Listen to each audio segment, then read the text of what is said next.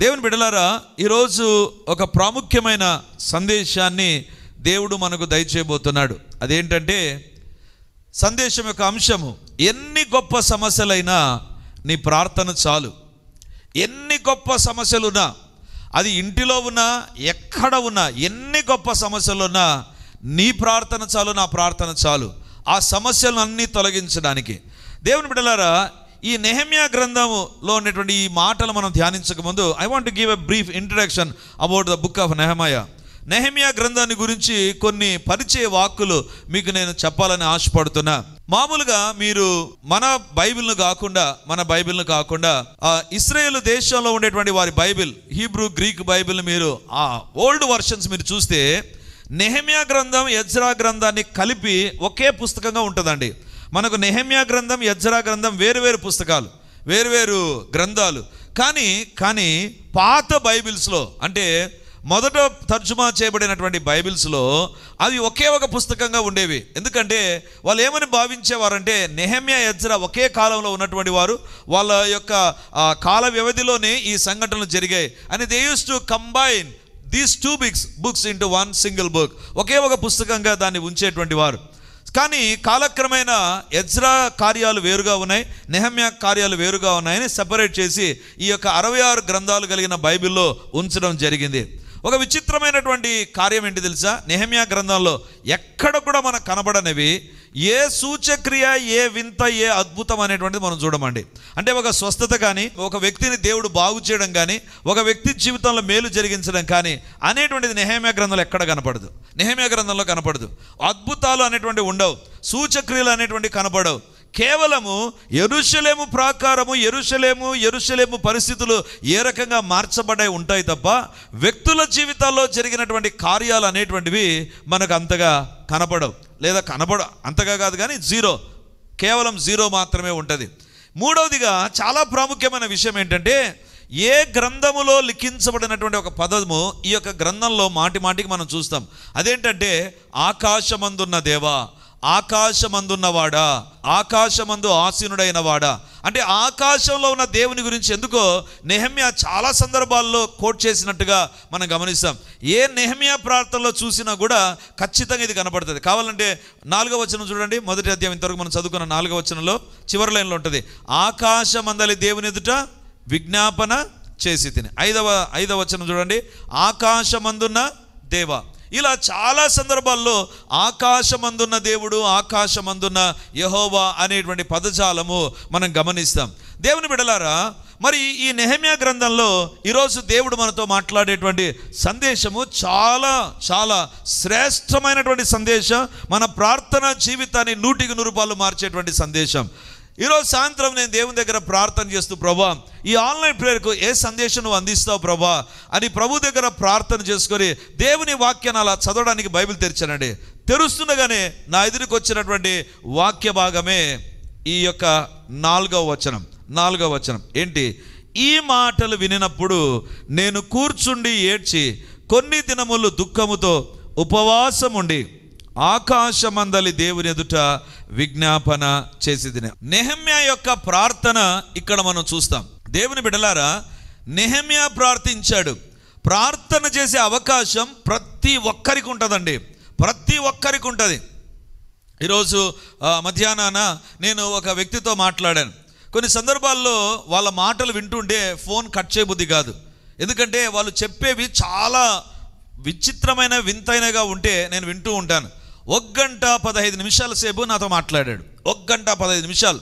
ఇంకా నా చెవుల పరిస్థితి ఏంటో, నా పరిస్థితి ఏంటో మీరు ఆలోచించండి. 1 గంట 15 నిమిషాలు మాట్లాడాడు.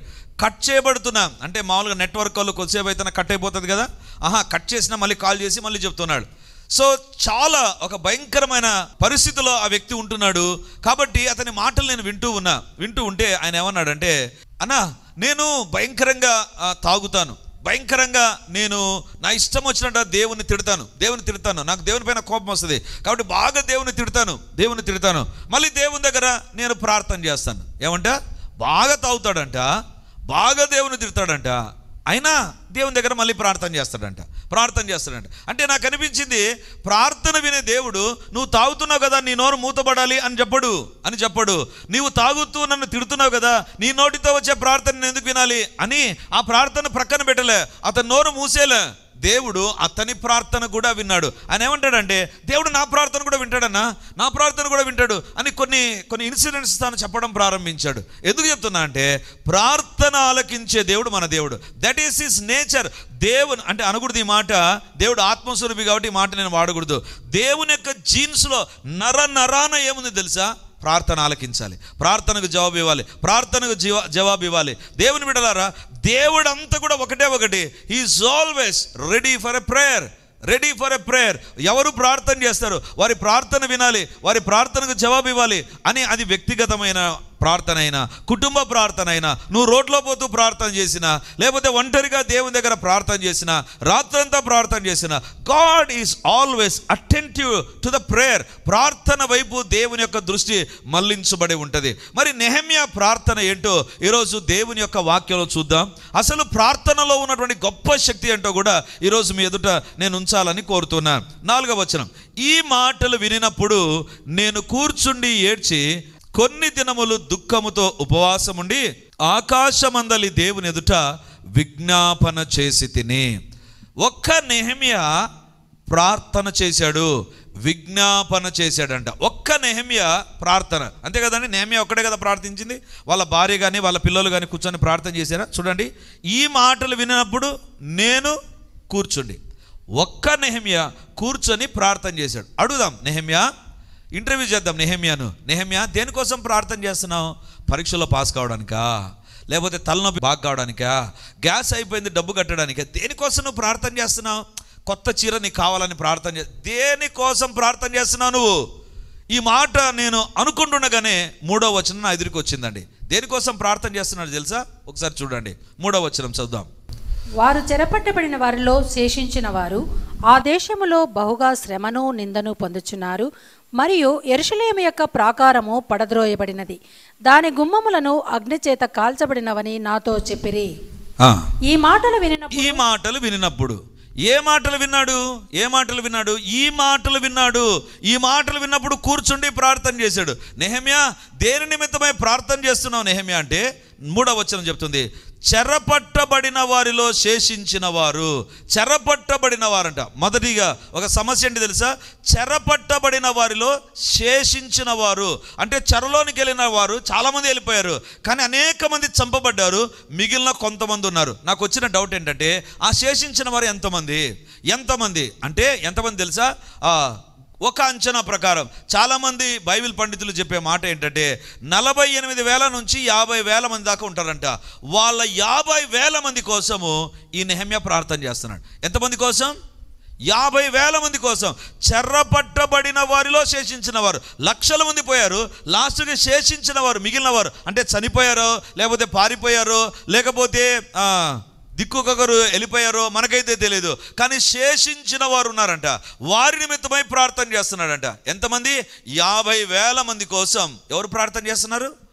ఒక్క నెహెమ్యా ప్రార్థన చేస్తుంటున్నాడు. దేవుని బిడ్డలారా, అందుకే ఈరోజు సందేశం యొక్క అంశం ఏంటంటే, నీ సమస్య ఎంత గొప్పదైనా నీ ప్రార్థన చాలు.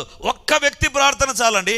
50,000 మంది కోసం ఒక్క వ్యక్తి ప్రార్థన చేస్తున్నాడు. రెండవదిగా చూడండి, 3వ వచనం, వారు చెరపట్టబడిన వారిలో శేషించిన వారు. వాళ్ళు ఏం చేస్తున్నారంటే ఉద్యోగాలు చేస్తున్నారా? కాదంట. ఆ దేశంలో వాళ్ళు శ్రమ నింద వాళ్ళపైకి ఏమొచ్చింది తెలుసా? బహుగా వచ్చేసిందంట. ఉన్నటువంటి 50,000 మంది పరిస్థితి ఏంటి తెలుసా? వాళ్ళు మామూలుగా తిండి తింటూ ఉద్యోగం చేసుకుంటూ వాళ్ళ పనులు వాళ్ళు చేసుకునేటువంటి పరిస్థితి లేదు. బహుగా శ్రమను నిందను పొందుచున్నారు. వాళ్ళ జీవితంలో రెండే ఉన్నాయి. ఒకటి శ్రమ, అది కూడా మామూలు శ్రమ కాదు, బహుగా శ్రమ. రెండవదిగా బహుగా నిందించబడుతున్నారు. చీటికి మాటికి నిందిస్తూ ఉన్నారు, చీటికి మాటికి వాళ్ళని కష్టపెడుతున్నారు. ప్రతి చిన్న విషయానికి పెద్ద విషయానికి వారిని బాధించి ఇంకా మన భాషలో చెప్పాలంటే చీల్చి చండాడుతుంటున్నారు. వాళ్ళ జీవితంతో ఫుట్బాల్ ఆడుకుంటున్నారు. అలాంటి వ్యక్తుల కోసం ఒక్క నెహెమ్యా ప్రార్థన చేస్తున్నాడు. అంటే వాళ్ళు కంఫర్టబుల్గా లేరు, ఉద్యోగస్తులు కాదు, లేకపోతే ధనవంతులు కాదు, బహుగా శ్రమను నిందను పొందుచూ ఉన్నారు. That is happening. అప్పటికి జరుగుతూ ఉంది, అప్పటికి వారికి శ్రమ కలుగుతూనే ఉంది, నింద కలుగుతుంది. నింద అయిపోయిన వారి కోసం కాదు, శ్రమ అయిపోయిన వారి కోసం శ్రమను నిందను పొందుచున్నారు. ఆ పొందుచున్న వారి కోసం నెహెమ్యా ప్రార్థన చేశాడు. ఎవరు ప్రార్థన చేశారు? ఒక్క Nehemiah. One Nehemiah is standing for these people. 50,000 మంది ప్రజల కోసం కాదు, 50,000 మందే కాదు, ఆ 50,000 మంది బహుగా శ్రమను నిందను పొందుతున్నారు. మూడవదిగా చూస్తే చూడండి, యెరూషలేము మరియు యెరూషలేము యొక్క ప్రాకారము పడద్రోయబడినది. యెరూషలేము చుట్టూ ప్రాకారం ఉంది, చుట్టూ ఒక పెద్ద గోడ ఉందండి. ఎంత పెద్ద గోడ అంటే 4 కిలోమీటర్ల పొడవు ఉండేటువంటి గోడ అండి. అది 4 కిలోమీటర్ల పొడవు ఉండే గోడ పడిపోయిందంట. రెండోది 39 అడుగుల ఎత్తు ఉంటుంది ఆ గోడ. ఆ గోడను పడద్రోసారంట. అంటే వచ్చిన సైన్యం యొక్క పవర్ ఏంటి తెలుసా? ఆ 2 కిలోమీటర్ల చుట్టుండే గోడను, 39 అడుగుల ఎత్తుండే గోడను, ఇంకా బైబిల్ మనం గమనిస్తే చాలా వెడల్పుగా ఉండే గోడ. చరిత్రకారులు ఏమంటారంటే 8.2 అడుగుల విస్తీర్ణం అంట. అంటే నా హైట్ దాదాపు 5'8". నేను పండుకుంటే నాలో సగం ఎంత ఉంటుందో అంత వెడల్పు ఉంటుంది గోడ. అంత వెడల్పు ఉండే గోడను ఏం చేశారంట? పడద్రోశారు. వచ్చిన వాళ్ళు చుట్టూ ఉండే గోడ 2 కిలోమీటర్ల పొడుగుండే గోడ, 2 కిలోమీటర్ల పొడుగుండే కాదు, 39 అడుగుల ఎత్తుండే గోడను, అంటే శత్రువులు ఎంతమంది వచ్చి ఆ గోడను పడద్రోసారో ఆలోచించండి.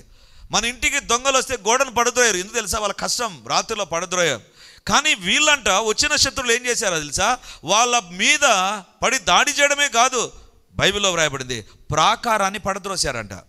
ఇప్పుడు నెహెమ్యా అంటున్నాడు, ఆ ప్రాకారం కోసం నేను ప్రార్థన చేస్తున్నా. ఏం నెహెమ్యా, 2 బెడెడ్ రూమ్ కోసం ప్రార్థన చేస్తా అంటే ఓకే, 3 బెడ్రూమ్లు ఉండేదానికోసం ప్రార్థన చేస్తామంటే ఓకే, లేదా ఒక అపార్ట్మెంట్ కోసం ప్రార్థన చేసినావంటే ఓకే. యెరూషలేము చుట్టూ గోడ పడిపోతే ఆ గోడ కోసం ప్రార్థన చేస్తా, నువ్వు ప్రార్థన చేస్తే ఏం జరుగుతుంది నెహెమ్యా అని అడిగితే నెహెమ్యా దగ్గర జవాబు లేదు. అయినా ప్రార్థన చేస్తున్నాడు. దేవుని బిడ్డలారా, ప్రార్థన అనేటువంటిది ఎంత గొప్పదంటే ఒక్క వ్యక్తి ప్రార్థన చేసినా చాలు ఇంత పెద్ద సమస్యకు దేవుడు జవాబిస్తాడండి. ఇంత పెద్ద సమస్యకు దేవుడు జవాబిస్తాడు. ఒకటి, 50,000 మంది ప్రజల కోసం ప్రార్థన చేస్తున్నాడు. రెండవదిగా బహుగా శ్రమను నిందను పొందుతున్న వారి కోసం నెహెమ్యా ప్రార్థన చేస్తున్నాడు. మూడవదిగా 2 కిలోమీటర్ల వ్యాసార్థంలో 2 కిలోమీటర్ల ఆ యొక్క పొడవు ఉండేటువంటి ఆ గోడ, 39 అడుగుల ఎత్తుండే గోడ పడద్రోయబడినప్పుడు, ఆ పడద్రోయబడింది ఇంకెవరు కడతారు? ఆ గోడను కట్టే ఇంటి గోడ కాదు, అది ప్రహరీ గోడ కాదు, అది పట్టణము యొక్క ప్రాకారం. ఇంత పెద్ద గోడ ఎవరు కడతారు? ఎవరు సాయం చేస్తారు అనుకోలేదు. హి బిగాన్ టు ప్రే. నాలుగవదిగా బైబిల్లో చూడండి, దాని గుమ్మములను అగ్ని చేత కాల్చ. యెరూషలేముకు నెహెమ్యా కాలంలో 10 గుమ్మాలు ఉండే, పెద్ద పెద్ద డోర్లు ఉండేవి. ఆ 10 డోర్లను కాల్చేశారంట. 10 డోర్లు కాల్చివేయబడ్డాయి. ఈ మాటలు విన్నప్పుడు ఏంటి? 10 డోర్లు కాల్చిపోయబడ్డాయి. అంటే పట్టణం ప్రాకారము పడద్రోయబడింది, పట్టణముకున్న గుమ్మాలన్నీ కూడా కాల్చబడ్డాయి. ఏ గుమ్మం కూడా బాగలేదు, మొత్తం డ్యామేజ్ అయిపోయింది. ఒక్క వాకిలైనా బాగుంటుందంటే ఒక్క వాకిలి బాగలేదు, మొత్తాన్ని అటాక్ చేశారు. ఇది నెహెమ్యా విన్నాడు. దేవుని బిడ్డలారా, చిన్న సమస్య కోసం ప్రార్థన కూడా చేయవచ్చు. చాలా పెద్ద సమస్యలు ఎన్ని ఉన్నా వాటి కోసం కూడా ప్రార్థన చేసేటువంటి వ్యక్తే నిజమైన ప్రార్థనా పరుడు. హల్లెలూయా. తను అనుకోలేదు నేను ఒక్కని యెరూషలేము కోసం ఏంటి ప్రార్థన చేయడం, ప్రాకారం కోసం ప్రార్థన చేయడం ఏంది, 50,000 మంది కోసం నేనొక్కని ప్రార్థన చేస్తే. చాలా సందర్భాల్లో ఈ మాట మాట్లాడుతుంటారు, నేను లైవ్ వెళ్తున్నాను అయినా మాట్లాడొచ్చో మాట్లాడకూడదు కానీ అంటుంటా, లింగు లిటుగా నేను ఒక్కనున్నా ఏం చేయాలి? నేను ఒక్కరన్నా తోడుగా ఉంటే నేను ప్రార్థన చేయొచ్చు. ఒంటరిగా ఉంటున్నా, నేనొక్కని ప్రార్థన చేస్తే యెరూషలేములో ఉండేటువంటి 50,000 మంది చెరపట్టబడిన వారిలో శేషించిన వారు బాగుపడతారా? బహుగా శ్రమ నింద తొలగిపోతుందా? ఆ ప్రాకారం కట్టబడుతుందా? ఆ 10 గుమ్మాలు తిరిగి నిర్మించబడతాయా? తిరిగి బాగవుతాయా? How can it be? అనుకోలేదు. దేవుని బిడ్డలారా, ఒక స్టేట్మెంట్ చెప్తున్నాను, జాగ్రత్తగా వినండి. 1 man with God is greater than all the problems. దేవునితో ఉండేటువంటి ఒక్క వ్యక్తి ప్రార్థన చేస్తే ఎంత పెద్ద సమస్యలు ఎదురుగా ఉన్నా ఆ వ్యక్తితే జయమండి. హల్లెలూయా. ఒక్క వ్యక్తి దేవునితో కలిసి ప్రార్థన చేసే వ్యక్తి ఉంటే ఎన్ని పెద్ద సమస్యలైనా అతడు చాలా అవలీలుగా ఎదుర్కొంటాడండి. చాలా అవలీలుగా ఎదుర్కొంటాడు. దేవుని బిడ్డలారా, ఈ రాత్రి మనం ప్రార్థన చేయబోతున్నా. నువ్వు ఒకవేళ ప్రార్థన చేస్తుంటే నీ ప్రక్కన ఉండే వాళ్ళు నిద్రపోతుంటారేమో, లేకపోతే నువ్వు ప్రార్థన చేస్తుంటే ఒకవేళ అందరూ ఏకీవించకుండా ఉంటారేమో. కానీ అందరం చేద్దాం. ఇది నేను చెబుతున్నాను కాబట్టి నిద్రపోవాలని కాదు, లేకపోతే ప్రార్థన చేయకుండా ఉండడం అని కాదు. When others are not praying, when you pray, నువ్వు తెలుసుకోవాల్సిన విషయం ఏంటంటే నువ్వు ఎంత పవర్ఫుల్ తెలుసా? ప్రార్థన చేస్తే నీ ఎదుట ఇంత పెద్ద సమస్యల కంటే మించిన సమస్యలున్నా ఏది కూడా నీ ఎదుట నిలబడలేదు. హల్లెలూయా, హల్లెలూయా. అందుకే ప్రార్థన శక్తిని మనం ఎప్పుడు కూడా తక్కువగా అంచనా వేయకూడదు. ఒక రకంగా చెప్పాలంటే మూడో వచనం ఎంత గొప్పదో. 4వ వచనంలో ఉండే నెహెమ్యా అంత బలహీనుడు. నెహెమ్యా ఎలాంటి వాడు తెలుసా? భయపడినటువంటి వ్యక్తి. మీరు 3వ అధ్యాయం 4వ అధ్యాయం చదివితే, దేవా నాకు భయం వేస్తుంది ప్రభా అని దేవుని దగ్గర ప్రార్థించినటువంటి భయపడినటువంటి నెహెమ్యా, దిగులు పడినటువంటి నెహెమ్యా, ఏడ్చినటువంటి నెహెమ్యా. దేవుని బిడ్డలారా, ఎందుకంటే అంత పెద్ద సమస్య ఇవి ఉన్నప్పటికీ కూడా దిగులుంది, భయం ఉంది, ఏడుపు ఉంది, అయినా ప్రార్థన వదిలిపెట్టలేదు. అందుకే Nehemiah was such a powerful. ప్రార్థన చేసే వ్యక్తి ఒంటరిగానే ఉండొచ్చు, ఒంటరిగా ప్రార్థన చేసిన. దేవుని బిడ్డలారా, ఈరోజు ఈ వాక్యం చదువుతూ ఉంటే దేవా ఎంత గొప్ప ధన్యతనిచ్చావు. మరి ప్రతి నెల రెగ్యులర్గా అన్ని చర్చిలో ఉపవాస ప్రార్థనలు, రాత్రంతా ప్రార్థనలు జరుగుతున్నాయో లేదో నాకైతే తెలియదు. బట్ థ్యాంక్ గాడ్, దేవుడు మన పరిచర్యకు అవకాశం ఇచ్చాడు, దేశాల నిమిత్తం ప్రార్థన చేసే అవకాశం ఇచ్చాడు. మనం అనుకోవచ్చు దేశం నిమిత్తం ప్రార్థన చేయడం మేము చేస్తే ఏం జరుగుతుంది. Never to under estimate your prayer. నీ ప్రార్థనను తక్కువగా అంచనా వేసుకోవద్దు. ఎందుకు తెలుసా? నీవు ప్రార్థన చేస్తున్నప్పుడు నీతో కలిసి మొరపెట్టడానికి దేవుడు ఉంటాడు. అందుకే నెహెమ్యా ఎదుట యెరూషలేము ప్రాకారాలు కూలదొరబడిన తిరిగి కట్టబడ్డాయి, కాల్చబడిన గుమ్మాలు తిరిగి బాగైపోయాయి. యెరూషలేములో ఉండేటువంటి 50,000 మంది ప్రజలకు దీవెన కలిగింది. వాళ్ళపైన ఉండేటువంటి నింద, శ్రమ తొలగిపోయింది. ఈరోజు దేవుడు మనతో మాట్లాడుతుంటున్నాడు. ఇక్కడ ఒక మాట చెప్తాను, 4వ వచనం. ఈ మాటలు వినినప్పుడు, ఏమండి ఈ మాటలు నెహెమ్యా ఒక్కడే వినింటాడా? ఇంకా చాలామంది వినింటారా? చాలామంది వినింటారు. ఇప్పుడు ఒక ఇల్లు కాలబడిందంటే ఓయమ్మ అందరికీ తెలిసిపోతుంది. ఫోన్ చేసి ఒక్క ఆడ కాలిపోయింది, ఇది కాలిపోయింది, అది కాలిపోయింది అని చెప్తాం. మరి పట్టణమే కాలిపోతూ ఉంటే, ప్రాకారాలు పడద్రోయబడుతుంటే, నిందిస్తూ ఉంటే అందరికీ తెలిసి ఉండదండి? అందరు ఏమనుకున్నారు తెలుసా?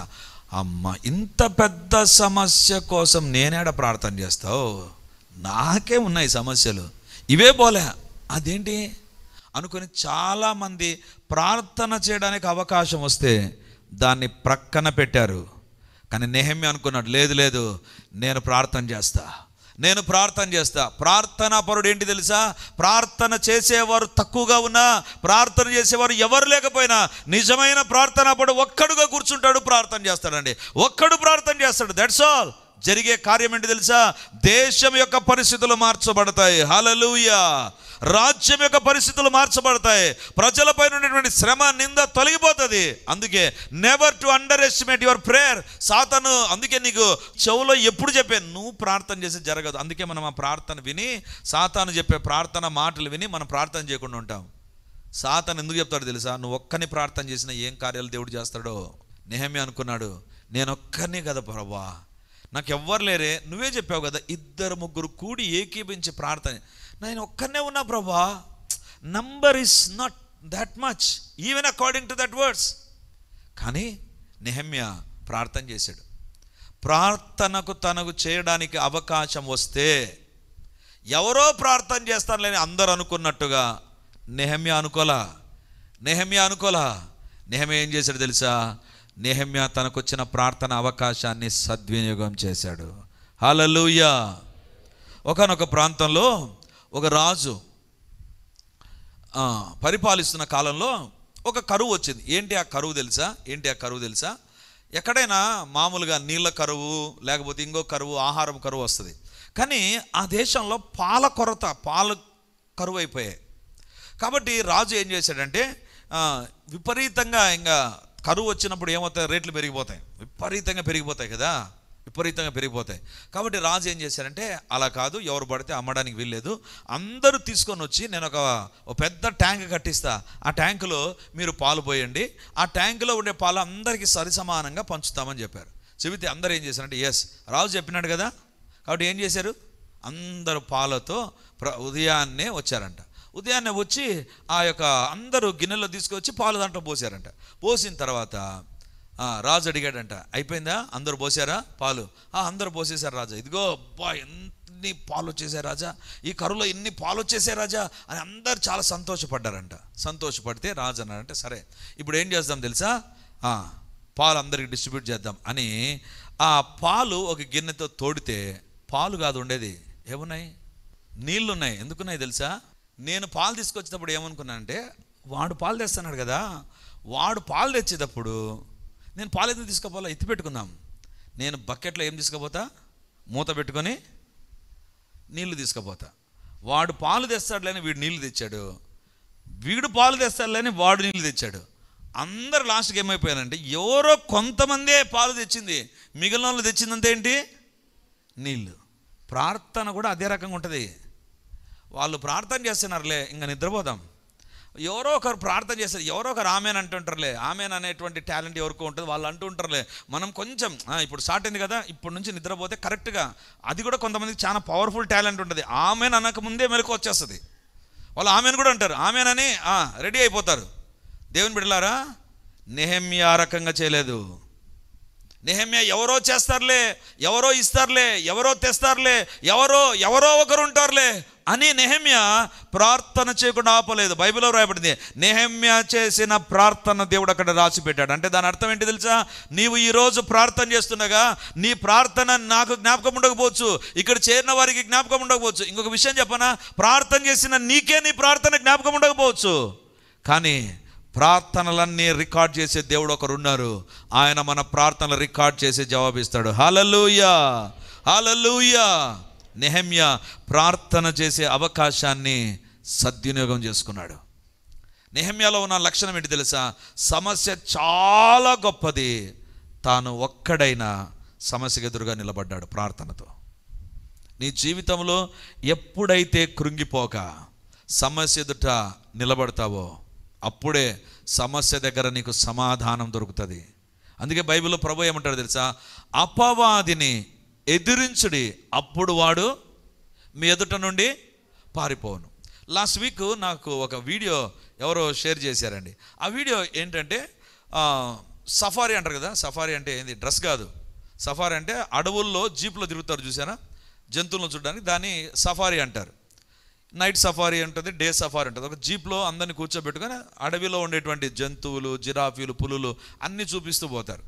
చూపిస్తూ పోతుండగా ఒక ఏనుగుల మంద వచ్చిందండి, పెద్ద ఏనుగులు, గజ ఏనుగులు అంటారు కదా, చాలా ఎత్తుగా పెద్ద ఏనుగులు ఉన్నాయి.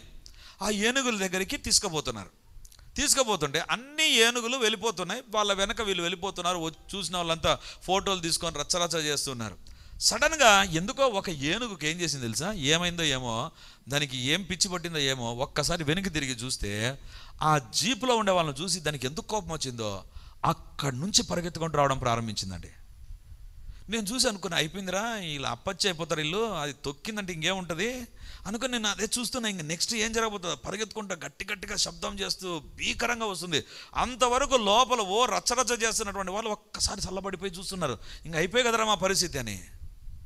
అప్పుడు డ్రైవింగ్ సీట్లో డ్రైవింగ్ చేసేటువంటి వ్యక్తి ఏం చేశాడు తెలుసా? ఒక్కసారి డ్రైవింగ్ సీట్లోంచి నిలబడ్డాడండి. నాకు అనిపిస్తే, నువ్వు నిలబడితే ఏం ప్రయోజనం?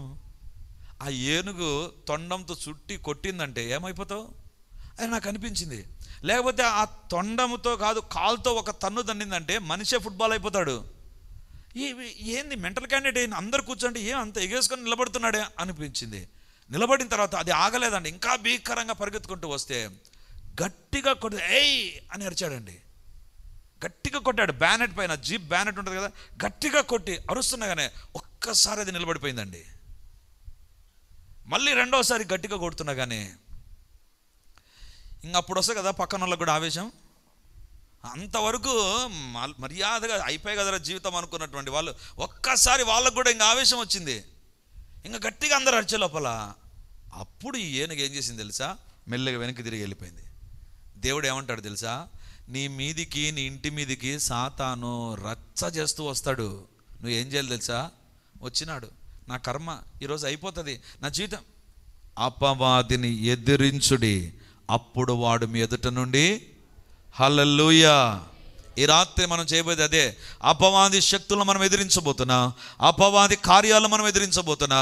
మన దేశ నిమిత్తం, మన రాష్ట్ర నిమిత్తం, మన ప్రాంతం నిమిత్తం, మన పరిచర్య నిమిత్తమై, మన కుటుంబాల నిమిత్తం మనం ప్రార్థించబోతున్నాం. God is going to do mighty things. నమ్మిన వారు గట్టిగా ఆమెన్ అంటారు. Amen, amen. దేవుని బిడ్డలారా, ఈ మాటలు వినినప్పుడు నేను కూర్చుండి ఏడ్చి ఏం చేశానంటే, ఈ మాటలు విన్నప్పుడు నేను కూర్చొని ఆలోచించాను లేదు, నేను కూర్చొని ఏడ్చి నా దేవునికి నేను మొరపెట్టి తిని. He's giving utmost priority to the prayer. ప్రార్థనకు అత్యధికమైన ప్రాధాన్యత ఇస్తున్నాడు. సమయాన్ని సద్వినియోగం చేసుకొని ప్రార్థించాలి. మా సమస్యలు ఎంత గొప్పవైనా మేము ప్రార్థన చేస్తే చాలని చెప్పావు ప్రభా. ఇప్పుడు మేము అడుగుతున్నాం, ఈ రాత్రి అంతా ప్రార్థన చేసే కృప మాకు కలగాలి ప్రభా. ప్రతి ఒక్కరం ప్రార్థన చేద్దాం. హల్లెలూయా, హల్లెలూయా. నీవు నేను ఇంతమందిగా చేరి ప్రార్థన చేస్తే ఇంకెన్ని గొప్ప కార్యాలు జరుగుతాయో కదా. కాబట్టి నెహెమ్యా లాంటి ప్రార్థన దేవుని సన్నిధిలో అడుగుదాం. దేవా, నాకు నెహెమ్యాలాగా ప్రార్థించడానికి కృపనివ్వు, నెహెమ్యాలాగా ప్రార్థించడానికి సహాయం చేయి, నెహెమ్యాలాగా మొరపెట్టడానికి నాకు సహాయం చేయి. ఆ భారం నాకు దయచేయి, ఆ బాధ్యత నాకు దయచేయి, ఆ హృదయం నాకు దయచేయి, ఆ ప్రార్థన నాకు దయచేయి, ఆ మనస్సును నాకు దయచేయి. దేవుని ఎదుట ప్రార్థన చేద్దాం. హల్లెలూయా, హల్లెలూయా. అలవాటైన ప్రార్థనలు నిద్రపోయేటువంటి వ్యక్తులుగా మనం ఉన్నట్లయితే, దేవా నన్ను క్షమించు. ఈ రాత్రి నేను నా యొక్క హృదయాన్ని కుమ్మరిస్తూ నా సమయాన్ని సద్వినియోగం చేసుకుంటూ నేను ప్రార్థన చేస్తాను ప్రభా. దేవుని దగ్గర అడుగుదాం. ఇప్పుడే కాదు, మనం ప్రార్థించినప్పుడల్లా నెహెమ్యా ప్రార్థనకు జవాబులు ఇచ్చిన దేవుడు ఈ రాత్రి మన ప్రార్థన కూడా జవాబు ఇవ్వాలని కోరుతుండగా అందరం కూడా దేవుని అడుగుదాం. Lord teach me to pray like Nehemiah. Nehemiah లాగా ప్రార్థించడానికి నాకు సహాయం చేయి. నెహెమ్యా లాగా నేను ప్రార్థించాలి ప్రభా. నెహెమ్యా లాగా నేను ప్రార్థించాలి నాయనా. నెహెమ్యా లాగా నేను ప్రార్థించాలి దేవా. నెహెమ్యా లాగా నేను ప్రార్థించాలి. అందరం దేవుని అడుగుదాం. మౌనంగా ఉండవద్దు ప్లీజ్. దేవుని సన్నిధిలో అడిగితేనే దేవుడు ఇస్తాడు. ఒకవేళ నీ ప్రార్థనలో నువ్వు నిద్రపోయే వ్యక్తిగా ఉంటే కొద్దిసేపే ప్రార్థన చేస్తే, లేకపోతే నీ ప్రార్థన నీకు శక్తిహీనంగా కనపడుతూ ఉంటే, శక్తి లేని ప్రార్థనలుగా నీకు కనిపిస్తూ ఉంటే, దేవుని ఎదుట ప్రార్థన చేద్దాం. దేవా నా ప్రార్థన సమయాన్ని మార్చు, నా యొక్క ప్రార్థన విధానం మారాలి ప్రభా. ప్రతి ఒక్కరం ప్రార్థన చేద్దాం. లైవ్లో ఎవరైతే చూస్తున్నారో మీరు కూడా దేవుని అడగడం ప్రారంభించండి. దేవుడు మీ ప్రార్థన విని గొప్ప కార్యాలు చేయాలని కోరుతున్నాడు. Hallelujah, hallelujah. Your prayer is enough. చాలు నీ ప్రార్థన నీ కుటుంబ పరిస్థితులను మార్చడానికి, నీ యొక్క ఉద్యోగ పరిస్థితులను మార్చడానికి, నీ ఆరోగ్య పరిస్థితులను మార్చడానికి దేవుని ఎదుట ప్రార్థన చేద్దాం. హల్లెలూయా, హల్లెలూయా, హల్లెలూయా, హల్లెలూయా. గొప్ప దేవానికి వందనాలు, వందనాలు, వందనాలు తండ్రి. సర్వోన్నతుడానికి వందనాలు. సర్వశక్తి కలిగిన దేవానికి స్తోత్ర. సైన్యములకు అధిపతివైన దేవానికి స్తోత్ర. మహాగణుడవైన దేవానికి స్తోత్రాలు. అద్వితీయ సత్య దేవానికి వందనాలు ప్రభా. యేసయ్యా, ఈరోజు నెహెమ్యా ప్రార్థనల గురించి మాతో స్పష్టంగా మాట్లాడారు ప్రభా. మేము ఎలా ప్రార్థించాలో, ప్రార్థన శక్తి ఏంటో, ప్రార్థన చేసే వ్యక్తి యొక్క బలం ఏంటో, ధైర్యం ఏంటో, దేవా ప్రార్థనకు వచ్చే జవాబులు ఏంటో మేము తెలుసుకున్నాం ప్రభా. ఇప్పుడు నా దేవుని శక్తి ఎంతమందిని తాకి బాగు చేయగలదో ఇప్పుడే నా దేవుని శక్తి తాకునుగాక. వారి శరీరాలు, వారి కుటుంబ పరిస్థితులు, వారి యొక్క ఆర్థిక పరిస్థితులు, వారి యొక్క జీవిత విధానం మారిపోవునుగాక. యేసు నామమందు మారిపోవునుగాక. భూలోకంలో దేన్ని బంధిస్తే పరలోకమందు బంధిస్తారని సెలవిచ్చావు. ఈ ప్రార్థనలో సాతాను బంధకాల్లో ఎవరున్నారో ఆ కట్లు ఇప్పుడు యేసు నామమందు తెగిపోవునుగాక. వారికి విడుదల కలుగునుగాక. వారి తలంపుల్లో, వారి కోరికల్లో, వారి ఆలోచనలో, వారి జీవిత విధానంలో, వారి యొక్క నడవడికలో సాతాను కార్యములన్నీ లయమైపోవునుగాక, లయమైపోవునుగాక, లయమైపోవునుగాక. దేవా మీ కార్యాలు మీరు జరిగించండి. మీరే మాకు తోడుగా ఉండి ఈ సమయం మా ఒక్కొక్కరికి దీవెనకరంగా చేసి మహిమను పొందుమని యేసయ్య నామమందు ప్రార్థించి అడిగి పొంది ఉంటున్నాము తండ్రి. Amen. Praise the Lord. Yesukristu పరిశుద్ధ నామమందు మీ ఒక్కొక్కరికి మా వందనాలు తెలియజేస్తుంటున్నాను. రిడీమర్ చర్చిలో మొదటి ఆరాధన 8 గంటలకు ప్రారంభమవుతుంది. రెండవ ఆరాధన 10 గంటలకు ప్రారంభమవుతుంది. మూడవ ఆరాధన సాయంత్రం 7 గంటలకు ఉంటుంది. దేవుని బిడ్డలారా, ఎవరైనా ఉదయం ఆయా పనులు కలిగి రెండవ ఆరాధనలకు రాలేకపోతున్నారని భావించి ఈ యొక్క మొదటి ఆరాధన ప్రారంభిస్తున్నాం. సో ఈ యొక్క అవకాశాన్ని సద్వినియోగం చేసుకొని దేవుని యొక్క సన్నిధికి వచ్చి దైవ దీవెనలు మీరు పొందాలని కోరుతున్నాం. మొదటి 2 ఆరాధనలు మాత్రమే ప్రభు బల్ల ఉంటుంది. కాబట్టి సిద్ధపడి దేవుని సన్నిధికి రమ్మని మిమ్మల్ని కోరుతూ ఉన్నాను.